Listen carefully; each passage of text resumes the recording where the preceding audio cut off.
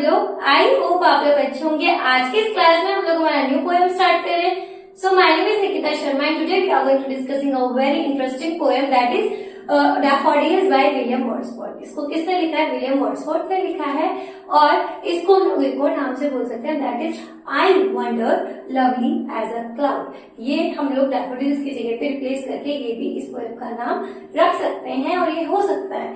Next है the poem was inspired by an event. ये poem एक इवेंट, रियल इंसिडेंट पे ही बना हुआ है। तो इसमें एक इवेंट की बात हुई है, जो इवेंट कब हुआ था? 15 अप्रैल 1802 में, in which Wordsworth and his sister Dorothy come across a long belt of daffodils। यहाँ पर जो पोएट है, डैफोडिल्स में जो पोएट की बात हो रही है, डैफोडिल्स जो पोएम है उसमें जो पोएट है विलियम वर्ड्सवर्थ, वो अपनी ही सिस्टर के साथ पे घूमने आए थे। जब वो घूमने जा रहे थे तो उन्होंने उस फॉरेस्ट में क्या देखा था? अ बेल्ट ऑफ डैफोडिल्स, बहुत सारे फूलों का मैदान, बगीचा देखा था, गार्डन देखा था लाइक दैट, जो कि झील के किनारे था। डैफोडिल्स एक फूल का नाम है जो येलो कलर का फूल होता है, ठीक है, येलो कलर का फूल, ठीक है, डैफोडिल्स होता है वो।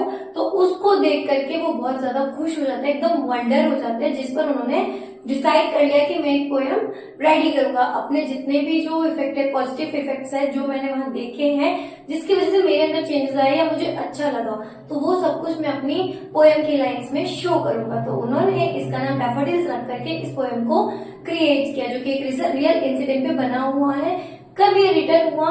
वो दो है कि that is written between 1804 to 1807 में इसको रिटर्न किया गया था। अभी हम लोग हमारे स्टैंजा की तरफ चल लेते हैं और फटाफट अपने स्टैंजास को क्लियर कर लेते हैं कि विलियम वर्ड्सवर्थ ने स्टैंजा के अंदर क्या क्या लिखा है, क्या पोएम को डिस्क्राइब किया है, क्या पॉजिटिव थॉट्स उनको आए जब उन्होंने डैफोडिल्स को देखा। इस पोएम का फर्स्ट स्टैंजा क्या है? I wandered lovely as a cloud that floats on high over vales and hills। यहाँ पर जो wondered वर्ड शब्द का यूज किया गया है, wondered वर्ड को बताया है, यहाँ पर उसको बताया है भटकना। भटकना, आप किस चीज के लिए इधर से उधर भटक रहे हैं उसका जिक्र यहाँ पे हुआ है।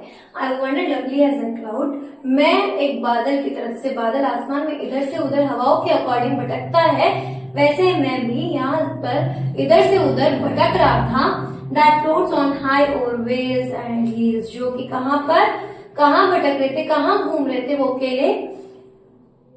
घाटियों पे और घाटियों, माउंटेन्स, हिल्स पर वो भटक रहे थे।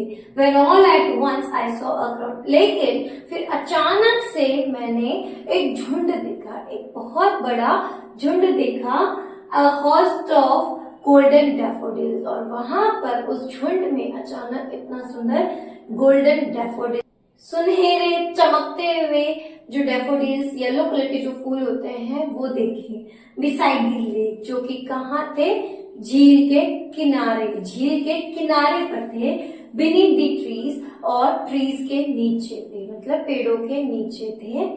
Fluttering and dancing in the breeze, fluttering इधर उधर हिलते हुए वो हवा के साथ इधर उधर झूम रहे थे, नाच रहे थे और बहुत ही सुंदर लग रहे थे।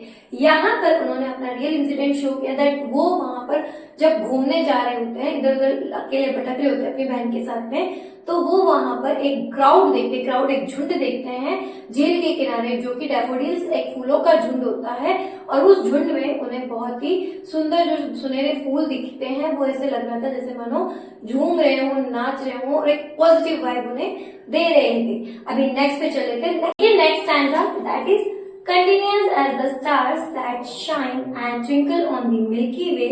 यहाँ पर इस स्टैंजा में पोएट कंपैरिजन कर रहा है डैफोडिल्स का किसके साथ में? सितारों के साथ में। तो वो कहते हैं continuous as the stars that shine, continuously जैसे स्टार शाइन करता है। स्टार कहाँ पर शाइन करता है? In the milky way galaxy, जहाँ पर स्टार शाइन करता है, और वहां पर हजारों की तादाद में वो चमकते रहते हैं और बहुत ही सुंदर जो नाइट शेड्यूल है वो बनाते हैं, नाइट एटमॉस्फेयर बनाते हैं। वैसे ही हमारे डैफोडिल्स है, यहाँ पर डैफोडिल्स को कंपैरिजन किससे किया गया है? तारों के साथ, सितारों के साथ, that is star. This stretched in never ending line along the margin of a bay। बे मतलब की खाड़ी, ठीक है, और मार्जिन का मतलब होता है जो एंड ऑफ दी थिंग है, ठीक है, लाइन है उसके लिए, ठीक है।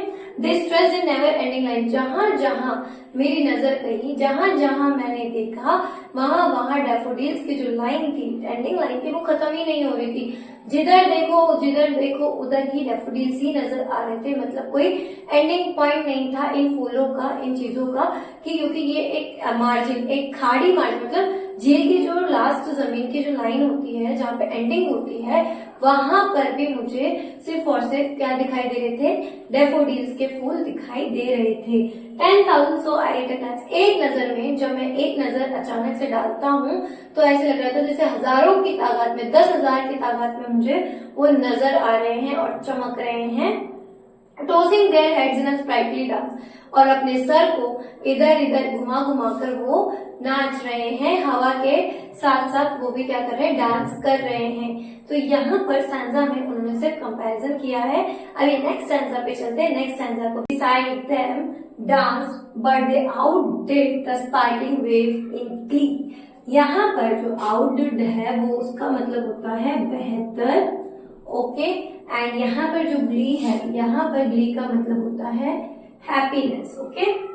यहाँ पर पोएट बोलता है कि जो वेव्स है, जो झीलों के पास में ही हमारे डैफोडिल्स थे, तो वो झीलों की जो लहरें थी वो भी नाच रही थी, but they outdid sparkling wave in glee, और हमारे जो डैफोडिल्स थे वो भी नाच रहे थे हवा के साथ साथ। लेकिन दोनों ही साथ में अच्छे लग रहे थे, बहुत अच्छा माहौल क्रिएट कर रहे थे, लेकिन सबसे ज्यादा जो अच्छा लग रहा था वो क्या था, हमारे daffodils. A poet could not but be gay in such a जॉकुन company, उस जॉकुन मतलब ये मैं और डैफोडिल्स और वो लहरें, तीनों एक बढ़िया कंपनी बना रहे थे, एक अच्छी कंपनी में रह रहे थे, एक अच्छा कॉन्फिडेंस, एक अच्छी चीज क्रिएट हो रही थी, पॉजिटिव वाइब आ रही थी, लेकिन सबसे ज्यादा डैफोडिल्स अच्छे लग रहे थे। Jocund company, I gaze and gaze but little thought what wealth the show to me that brought.